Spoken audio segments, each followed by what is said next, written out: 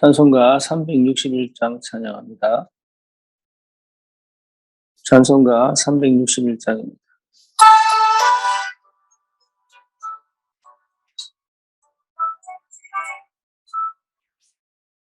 기도하는 이 시간 주께 무릎 꿇고 우리 구세 주 앞에 다 나아가네.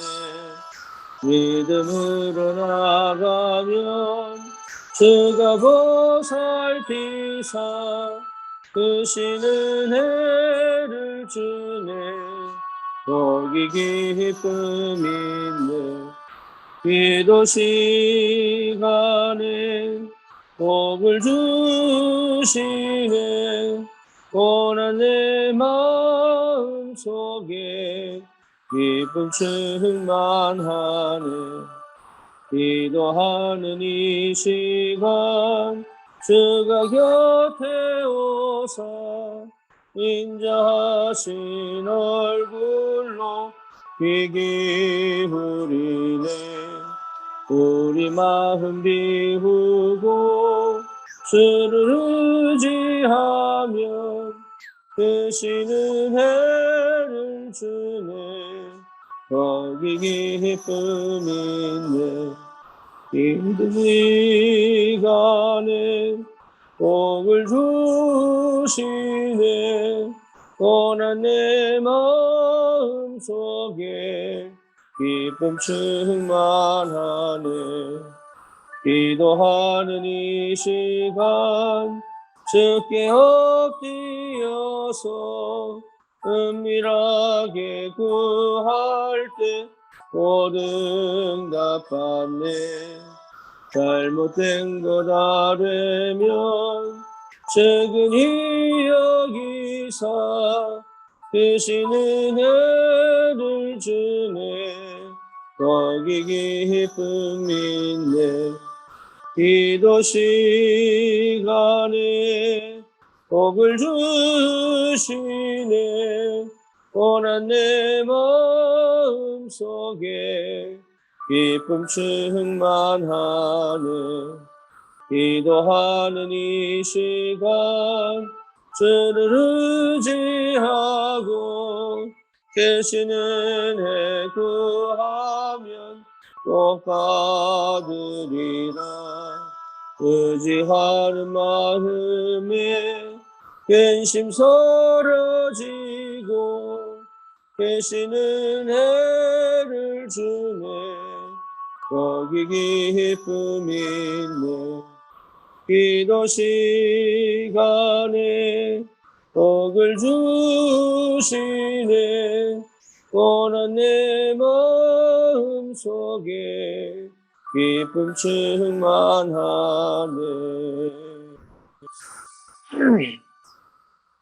지난 고백합니다.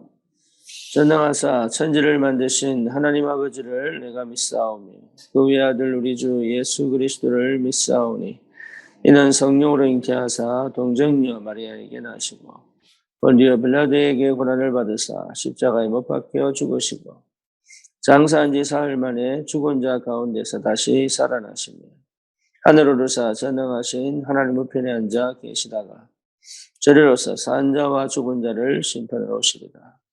성령을 믿사오며 거룩한 공예와 성도와 서로 교통하는 것과 죄를 사하여 주시는 것과 몸이 다시 사는 것과 영원히 사는 것을 믿사옵나이다.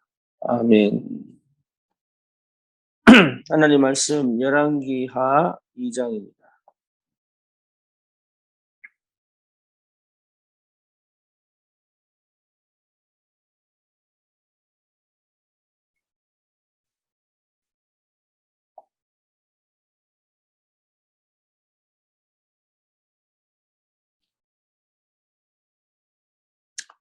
열왕기하 2장 9절에서 11절 보겠습니다. 건너에 엘리야가 엘리사에게 이르되 내가 나를 내게서 데려감을 당하기 전에 내가 내게 어떻게 할지를 구하라. 엘리사가 이르되 당신의 성령이 하시는 역사가 갑절이나 내게 있게 하소서 하는지라. 이르되 내가 어려운 일을 구하는도다. 그러나 나를 내게서 데려가시는 것을 내가 보면 그 일이 내게 이루어지려니와 그렇지 아니하면 이루어지지 아니하리라 하고 두 사람이 길을 가며 말하더니 불수레와 불말들이 두 사람을 갈라놓고 엘리야가 회오리 바람으로 하늘로 올라가더라. 아멘. 대부분 사람들이 어떻게 신앙생활을 해야 되느냐, 굉장히 갈등을 많이 하죠. 저도, 그, 청년회 때, 대학생 때, 어떻게 신앙생활을 해야 되느냐. 물론, 뭐, 다락방을 만나서 복음을 가지고 전도운동을 했습니다만, 항상 어릴 때는, 어, 고민이 굉장히, 영적인 고민이 굉장히 많았어요. 어떻게 하는 것이 올바른 신앙생활이냐. 주를 위해 살고 싶은데 도대체 어떻게 해야 되느냐. 참 제대로 가르쳐 주는 사람도 없고 참 모르겠더라고요. 그리고 다락방을 하면서도, 그 속에 있으면서도 실제로 영적인 갈등, 또 영적인 갈급함, 또 내 마음의 그런 여러 가지 혼란, 혼돈, 이런 것들은 쉽게 사라지지 않는 것 같아요. 그리고 '왜 그럴까?'라고 봤을 때 제가 만든 기준이 굉장히 강하죠. 제 생각이 굉장히 강하죠. 그러다 보니까 말씀을 듣는데도 그 말씀보다도 다른 거, 틀린 거 이런 것들이 너무 많이 들어와 있는 거예요. 그게 이제 좋은 건데도 세상에서 보면 좋은 거예요. 하지만 이게 복음하고 안 맞는 거예요. 그러니까 참 이게 쉽지 않죠. 어 성경에 보면 오바다 나옵니다. 오바댜. 오바댜가 여러분 아시죠? 엘리야 시대에 아합 왕 밑에서 아합 왕의 바로 밑에 신하로 엘리야를 섬겼던 하나님의 사람. 100명의 선지자를 50명씩 굴에 넣어 놓고 매일 식사를 대접하면서 숨겼던 하나님의 사람. 이 사람은 어떻게 하여 아합 같은 왕을 섬길 수 있었을까?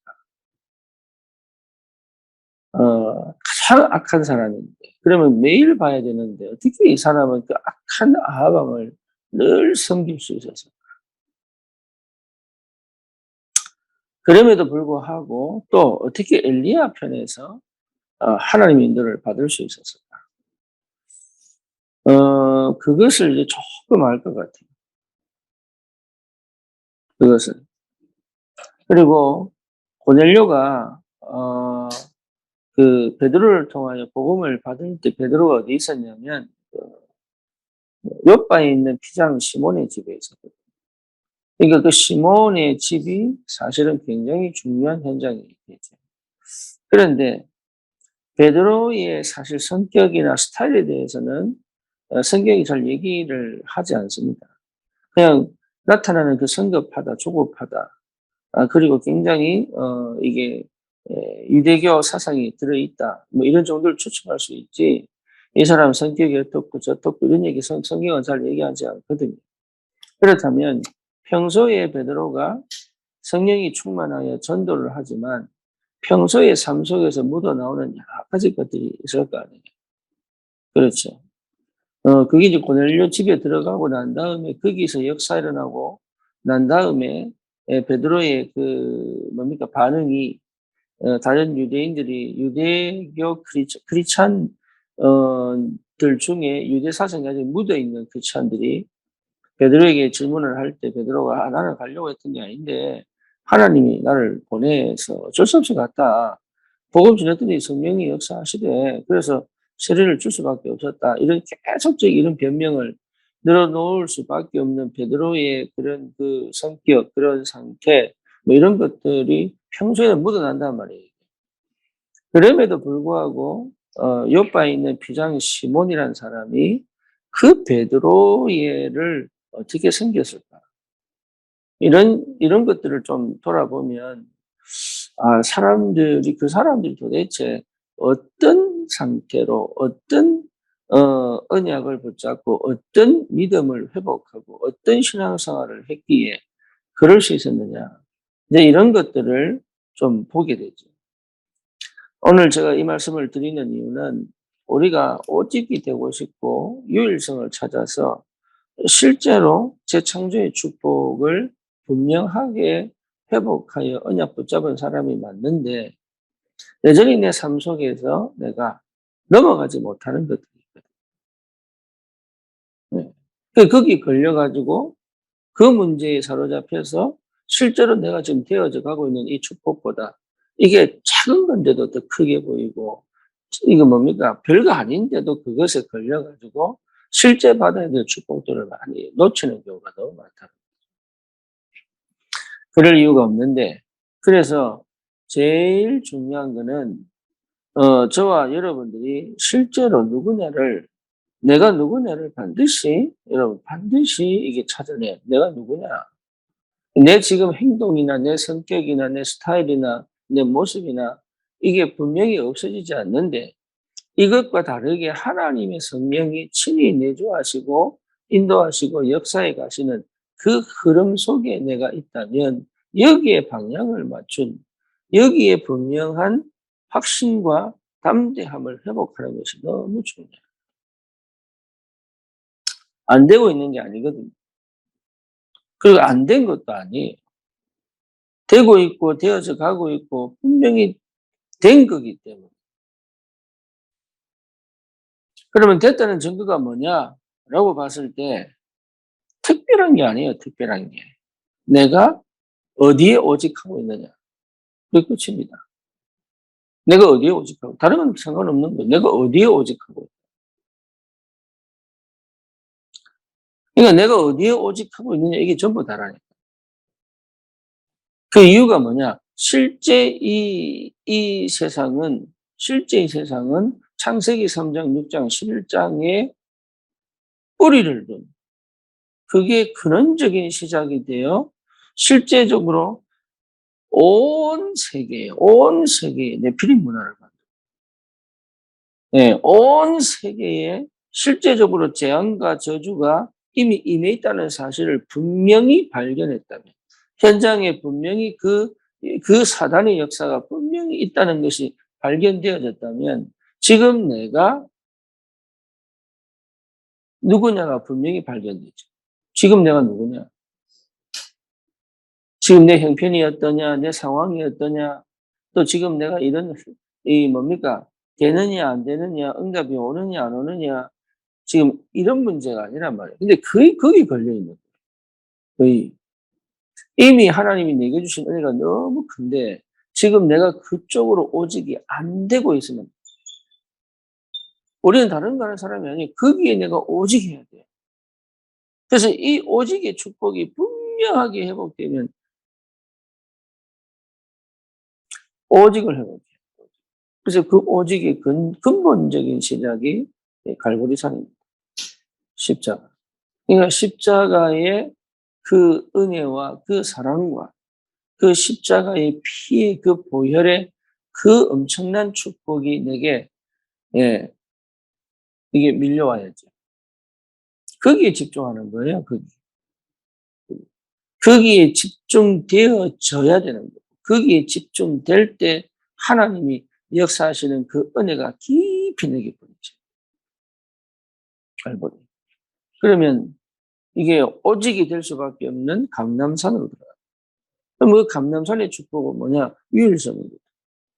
그 감람산의 역사, 하나님이 나를 통해서 이루실 이 미션의 역사, 그리고 하나님이 그 하나님 나라를 통하여 이 미션을 성취시키는 그 하나님의 능력의 역사.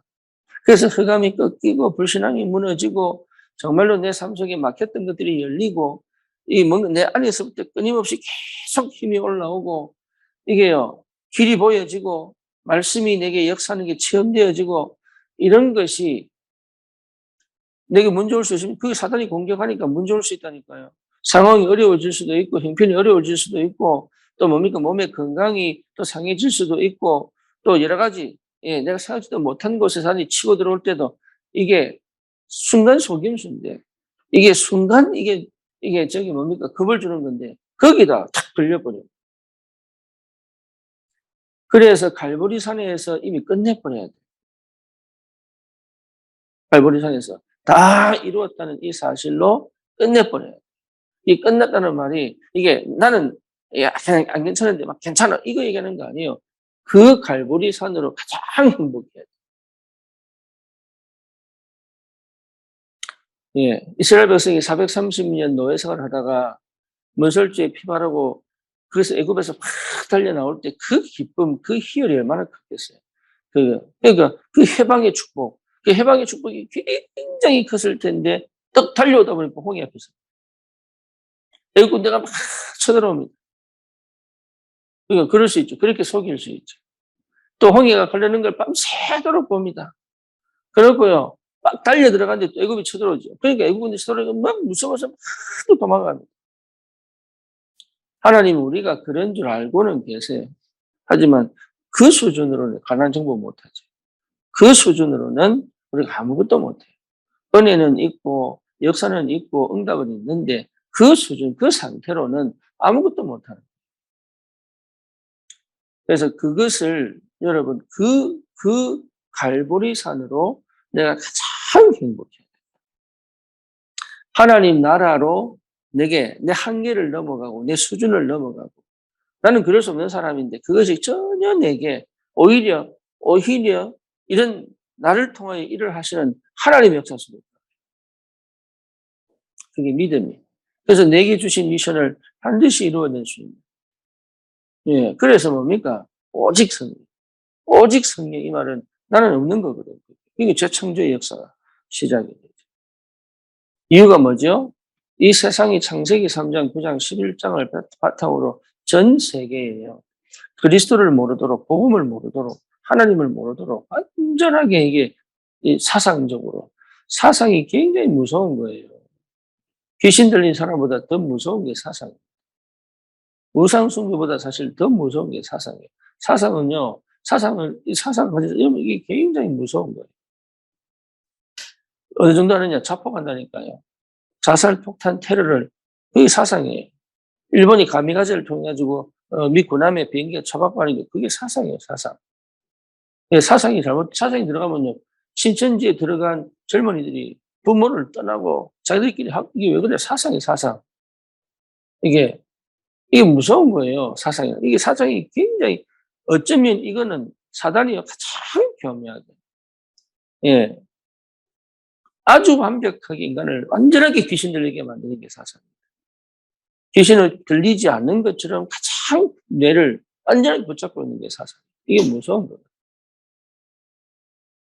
그래서 여러분, 올바른 시작, 참된 시작. 그게 뭐죠? 갈보리산입니다. 거기에 완전히 집중되어지고 오직이 되고 십자가. 우리 하나님의 자녀들, 특히 전도자들은 그 십자가의 충격이 와요.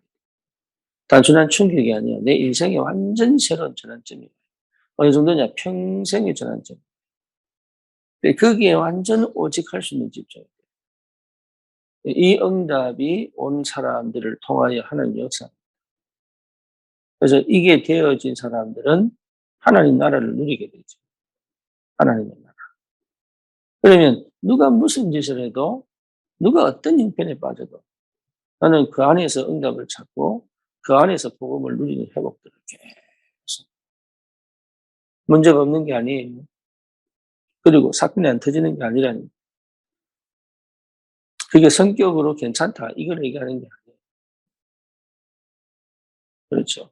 이런 사람들이 정말 예, 여러분이 하나님 앞에 홀로 서서 호람되어 하나님 앞에 서서 정말 교회를 살리고 여러분 이게 굉장히 중요합니다. 교회를 살리고 내가 힘을 가지고 교회를 살리는 게 아니에요. 내 안에 되어진 그 신앙 고백 다 이루었다고 하는 그 그리스도의 언약이 교회를 살리는 거예요. 나를 통해서 하나님 회복되어진 하나님 나라가 교회를 살리는 거예요. 그리고 실제로 내게 임하신 그 오직의 축복의 성령이 나를 통하여 교회를 살리는 거예요. 네, 교회를 살리려면 제일 먼저 목회자 살려야 돼요. 그죠? 그러니까 교회를 얼마나 사랑하느냐 거기 달려있는. 그리고 중직자. 예. 믿음 좋고 신앙생활 잘하는 중직자를 살리는 것이 아니라 내가 볼 때는 이상하고 내가 볼 때는 형편이고 내가 볼 때는 어떻게 전 사람이 중직자 됐지? 라는 사람들을 살려낼 수 있는 사람. 우리 랩런트들이 크게 은혜 받는 것처럼 보이지만 안 받았기도 하고 때로는 인생의 길을 걸어본 적이 없으니까 맨날 방황하고 힘들고 때로는 무너지고 이런 상황 속에 있는 그 랩런트를 놓치지 않고 일거수일투족을 살피고 있다가 가장 필요할 때에 그 랩런트에게 믿음을 심고 언약을 심고 기도의 배경이 되고 이럴 수 있는 하나님의 사람. 그런 오바다 같은 그런 옆에 있는 피장 시몬 같은 여러분 이런 사람들이 현장에 있다면 그런 사람들이 정말로 지역을 그 지역에 있다면 그 지역에 하나님의 역사는 분명히 일어나게 돼. 그 교회는 하나님의 역사가 분명히 일어나게 돼. 그 현장에는 반드시 하나님의 역사가 일어나게 된 줄 믿습니다. 그래서 이 축복을 여러분 회복하시고 참된 시작이 되는 은혜가 있기를 주님의 이름으로 축원합니다. 살아계신 하나님 감사합니다. 우리에게 주신 은혜가 얼마나 큰지 하나님 정말로 십자가로 내 인생의 모든 문제가 이미 끝났음을 해결되었음을 그래서 오로지 하나님께 집중하고 오로지 오직의 축복 속에서 하나님 이 시대 현장 살리는 참 복음 가진 전도자예요. 예, 모델 그 축복을 누릴 수 있다. 하나님 역사해 주시옵소서. 교회를 살릴 그리고 목회자와 성도와 우리 렘넌트들 하나님 아버지 살려낼 수 있는 하나님 귀한 증인으로 설 수 있다. 하나님이 역사해 주시옵소서. 예수 그리스도 이름으로 기도드립니다. 아멘.